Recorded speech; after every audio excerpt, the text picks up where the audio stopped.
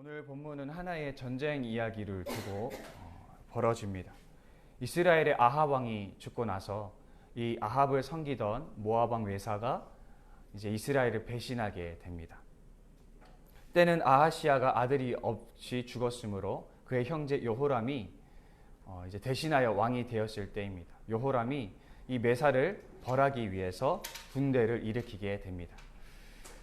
그래서 그는 연합군을 결성하게 되는데 남유다 왕국 여호사밧 왕과 또 에돔 왕과 함께 연합을 해서 이제 출병을 하게 됩니다. 이 모압으로 가는 길은 총 크게 보면 두 가지 길이 있는데 첫 번째 길은 길이 짧지만 산세가 너무 험해서 공략하기가 쉽지 않은 길이 하나 있고요. 다른 길은 이제 에돔의 길이라 하여 조금은 멀리 돌아가는 길이지만 산세가 비교적 좋고 그래서 공략하기가 훨씬 수월한 길이 있습니다. 그래서 이 연합군은 에돔의 길로 돌아서 진군을 하게 됩니다. 근데 여기서 한 가지 문제가 발생을 합니다. 그들이 출정한 지 7일이 지나서 그들이 가진 모든 물이 바닥이 난 것이죠. 지금은 건기 때라 광야에서 물을 얻기가 매우 어려운 시기입니다. 이런 시기에 전쟁을 하기도 전에 물이 바닥났다는 것은 더 이상 그들이 이제는 전쟁을 수행하기 어렵다라는 의미입니다. 그들이 건기임에도 불구하고 이 물이라는 문제를 간과하고 출정을 했다는 것은 그들에게는 뼈아픈 실수라고 할 수 있겠습니다. 이 상황에서 이제 여호사밧이 하나님의 선지자를 수소문하게 됩니다. 그런 가운데 이제 엘리사가 근처에 있다는 소식을 듣게 되고 그들은 엘리사를 만나러 가게 됩니다. 그런데 이 왕들을 맞이하는 엘리사의 반응이 영 시원치 않습니다. 오늘 본문에서 이렇게 말합니다. 엘리사가 이스라엘 왕에게 이르되 내가 당신과 무슨 상관이 있나이까? 당신의 부친의 선지자들과 당신의 모친의 선지자들에게로 가소서 하니. 이 엘리사의 말을 주목해 보자면 그는 지금 이스라엘 왕에게 매우 냉대하는 태도를 보여주고 있습니다. 왜 그런가 하면 우리가 여호람 왕을 좀 살펴볼 필요가 있는데요. 여호람 왕이 어떤 왕입니까? 그는 우상을 섬기는 왕입니다. 그는 이제 바알의 주상을 없앴다라는 기록을 통해서 우리가 그 아버지보다는 악한 왕, 좀 덜 악하다라는 평가를 받고는 있지만 그럼에도 그는 여전히 여로보암의 길을 따라갔다라는 평가를 받고 있습니다. 다시 말해서 그는 바알 신앙을 완전히 포기하지 않은 사람이고 우상 숭배를 완전히 근절하지 않은 사람입니다. 더구나 오늘 엘리사가 아버지의 모친의 선지자들에게 가라고 말을 하는 것으로 보아서 이 바알 선지자들, 아합이 그때 등용하고 가까이 두었던 그 바알 선지자들이 여전히 건재하다는 사실을 알 수 있고 또 여호람이 그 바알 선지자들과 가깝게 지냈다는 사실도 추측해 볼 수가 있습니다. 그래서 우리가 그것을 추측해 보건대 이 여호람은 바알 선지자들을 곁에 두고 그들과 함께 공사를 운영했음을 볼 수가 있습니다. 열왕기서를 보면 왕들이 전쟁에 나가기 전에 이 신탁을 받고 예언자들에게 신탁을 받고 이제 출병을 하는 그런 이야기들을 열왕기하는 빈번하게 기록하고 있습니다. 이걸 미루어 보건대 아무래도 여호람도 바알 선지자들에게 신탁을 받았을 것으로 추측해 볼 수 있습니다. 이 전쟁은 철저히 여호람의 뜻이었습니다. 그는 여호와를 인정하지도 않았고 찾은 적도 없고 여호와께 뜻을 물어본 적도 없습니다. 오히려 그는 바알 선지자에게 신탁을 받았고 다른 신을 의지했습니다. 그런데 이제 와서 모든 일이 틀어지니 여호와를 찾는 것입니다. 따라서 이 엘리사의 태도가 마땅해 보입니다. 그런데 이 다음에 여호람이 하는 말이 조금 더 주목해 볼 필요가 있습니다. 이스라엘 왕이 그에게 이르되 그렇지 아니하나이다. 여호와께서 이 세 왕을 불러 모압의 손에 넘기려 하나이다 하니라. 지금 그의 말을 해석해 보자면 자신들이 지금 위기에 처해 있는데 자신들이 지금 모압에 패배할 위기에 처해 있는데 이 일이 어디에서 비롯된 일인가 하면 바로 하나님에게서 비롯되었다라는 것이죠. 지금 하나님께서 세 나라의 왕을 모압에게 넘기기 위해서 세 왕을 불러 모아서 자신들을 어려움에 처하게 만들었다라고 이야기하고 있는 것입니다. 그러나 우리는 압니다. 이 세 왕을, 이 두 왕을 불러 모아서 이 지경에 이르게까지 한 것이 누구의 손에서 비롯된 것인지 우리는 분명히 알고 있습니다. 그런데 여호람은 자신의 어떤 부족함을, 자신의 약함을 이야기하는 것이 아니라 지금 이 모든 일이 하나님에게서 비롯되었다라고 그 모든 책임을 하나님께 전가하고 있는 것입니다. 그는 정작 자신의 선택과 계획에 있어서 하나님을 전혀 인정하지 않았고 찾지 않았습니다. 자기 멋대로 계획했고 일을 진행해 나갔습니다. 그러자 일이 어그러지자 이제는 여호와에게 그 모든 탓을 돌리고 있는 것입니다. 여호람의 태도는 매우 모순적이라고 할 수 있습니다. 그를 향한 이 잠언에서는 그를 향한 매우 적절한 성경 이야기를 들려주고 있습니다. 사람이 미련함으로 자기 길을 굳게 하고 마음으로 여호와를 원망하느니라. 제가 과거에 보았던 한 광고의 내용입니다. 한 아이가 이제 한 집에서 한 아이가 놀고 있는데 이 아이가 이제 부모님의 칭찬과 인정을 받기 위해서 노력하는 거예요. 그래서 부모님을 찾지도 않고 혼자서 이제 부모님을 성가시게 하지 않고 혼자서 열심히 잘 놀고 있습니다. 물건도 치우고 부모님이 좋아할 만한 일들을 하면서 그런 행동을 할 때마다 부모님이 자신에게 칭찬해 주기를 바라는 마음으로 이제 부모님을 쳐다보는데 부모님은 그때마다 아이에게 관심이 없는 전혀 다른 것에 신경을 쓰고 있는 모습을 보여줍니다. 그러니까 아이가 몇 번이나 이런 착한 행동을 하면서 부모의 인정과 칭찬을 바랬음에도 불구하고 그 기대가 어그러지자 아이가 이내 실망하게 됩니다. 결국 아이는 부모의 관심을 끌기 위해서는 전혀 다른 방법이 필요하다는 것을 깨닫고는 접시를 던져 깨트립니다. 이 방법은 꽤나 효과적이었습니다. 우리가 이런 부부와 같지 않은지 한번 생각해 봤으면 좋겠습니다.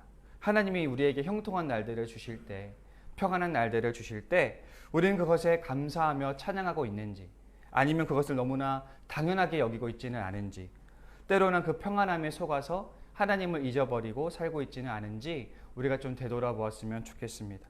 그러다가 뭔가 문제가 생기거나 뭔가 내 삶에 아쉬운 일이 생기면 그제서야 우리가 하나님을 찾고 있지는 않은지 우리가 좀 되돌아보았으면 좋겠습니다. 바로 그런 사람이 여호람과 같은 사람입니다. 바울은 우리에게 말하기를 우는 자들과 함께 울고 즐거워하는 자들과 함께 즐거워하라고 합니다. 이 말은 우리가 성도들의 연합이 꼭 필요하다라는 것이죠. 우리가 괴로울 때나 슬플 때나 또 기쁠 때나 우리는 성도들과의 연합이 필요하다는 것을 바울이 말하고 있는데 이것이 비단 성도들과의 문제뿐만 아니라 우리가 하나님과의 관계도 그렇지 않을까 생각을 합니다. 우리가 괴롭고 뭔가 슬플 때만 하나님과 연합하는 것이 아니라 우리가 즐겁고 우리가 평안하고 우리가 형통할 때에도 우리는 하나님과 연합해야 되지 않는가라는 생각을 해보게 됩니다.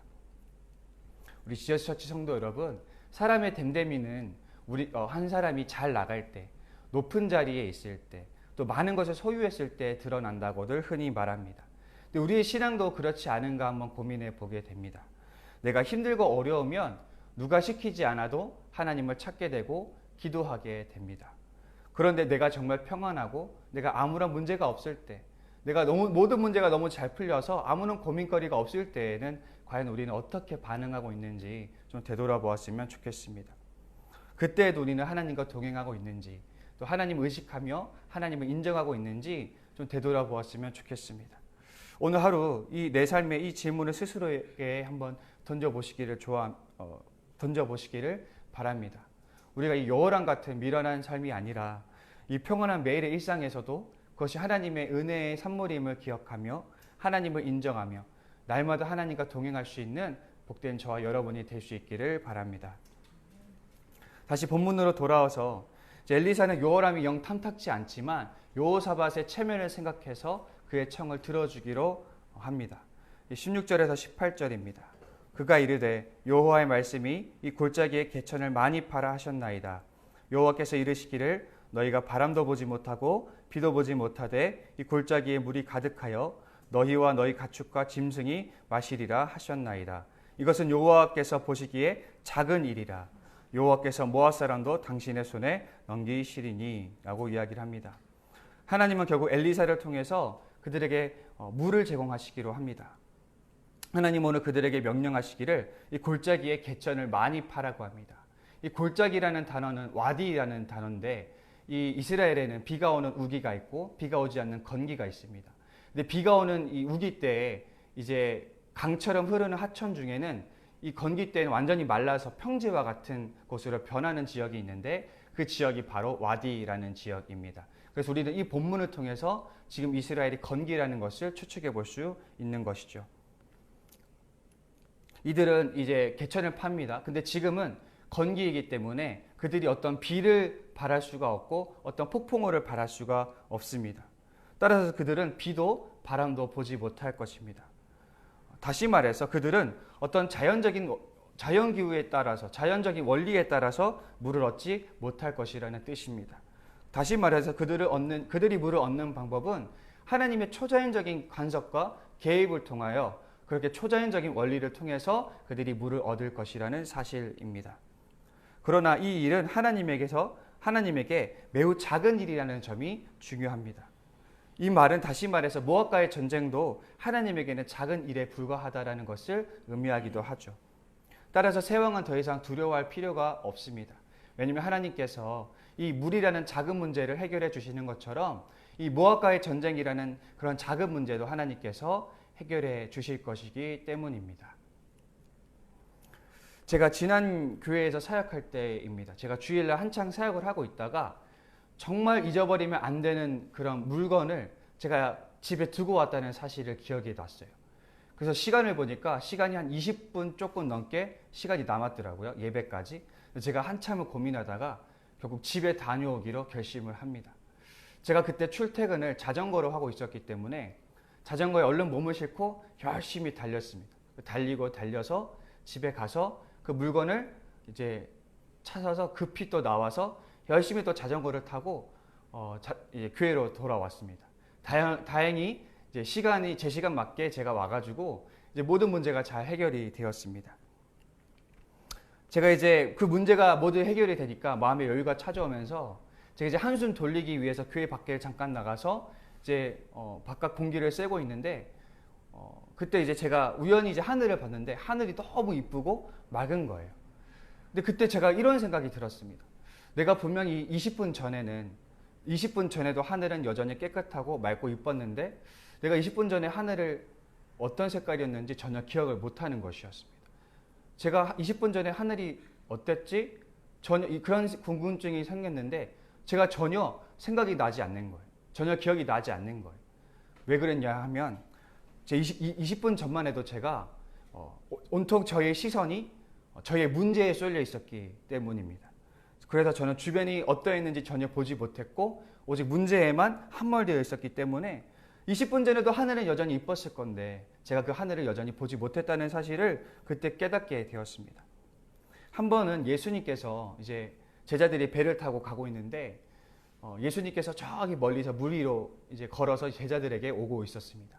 그런데 우리의 설치기 좋아하는 우리 베드로가 예수님께 이렇게 부탁하죠. 나로 물 위로 걷게 하여 주옵소서, 예수님께로 걷게 하여 주옵소서 이렇게 요청을 하죠. 근데 그때 예수님이 좋다, 지금 나에게 걸어와라 라고 이제 승낙을 하십니다. 그때 이제 베드로가 예수님을 의지하여서 배에서 걸음을 떼게 됩니다. 그래서 한 걸음 한 걸음 물 위를 걷기 시작합니다. 그런데 그때 성경이 이렇게 말합니다. 베드로가 배에서 내려 물 위로 걸어서 예수께로 가되 바람을 보고 무서워 빠져가는지라 소리질러 이르되 주여 나를 구원하소서 하니 잘 걸어가던 이 베드로가 물에 빠지기 시작한 시점이 어느 시점이었냐 하면 그가 바람을 보았을 때, 그가 풍랑을 보았을 때였습니다. 그가 예수님이 아닌 풍랑이라는 문제를 예수님보다 더 크게 느꼈을 때 그의 믿음이 무너지기 시작한 것입니다. 우리 눈앞에 문제가 닥쳐왔을 때 우리는 곧잘 그 문제에 함몰될 때가 있습니다. 우리의 시선이 그 문제에만 쏠려 있으면 우리는 다른 것들을 보지 못하게 됩니다. 제가 하늘을 보지 못했던 것처럼 또 베드로가 예수님을 보지 못했던 것처럼요.